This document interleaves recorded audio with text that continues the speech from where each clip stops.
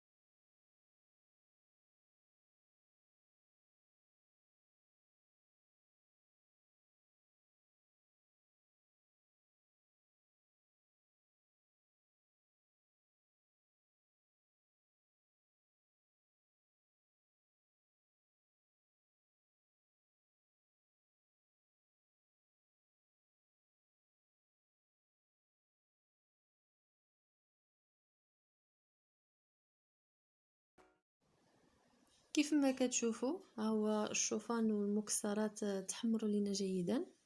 الان غادي نزيدوا باقي الفواكه الجافه اللي متوفره عندنا في البيت. انا غادي ناخذ قطع ديال التين او شريحه، وغادي ناخذ التمر مقطع قطع صغيره، وغادي ناخذ الشوكولاط الاسود او ماروخه اللي كنقولها ماروخه ولا الشوكولاط اللي بغيتو، المهم نبقاو في اطار ما هو صحي. وغادي نضيفوا عليه الخليط ديال الزبده والعسل والفاني. اذا غادي يعني نفرغوا هذاك الخليط ونثبتوه مزيان في واحد البلاطو مغلف ببلاستيك باش يسهل علينا عمليه ديال ازاله الحلوى من بعد ما تجمد ماشي تجمد، يعني تبقى مرتاحه في الثلاجه مده ديال 4 ساعات، ومن الافضل تبقى ليله كامله باش الحلوى تجمع مزيان. وممكن لنا اننا نشكلها بطريقه سهله.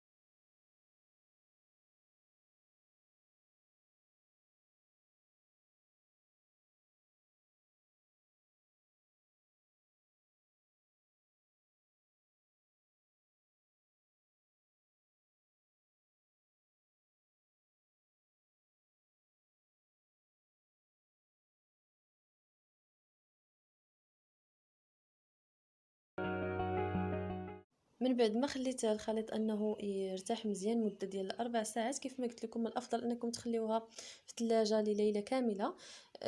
هذا هو الشكل النهائي. كنتمنى انكم تقدموها لوليداتكم، صحيه جدا 100%، ولكم حتى نتوما، وشكرا على التتبع. الى اللقاء.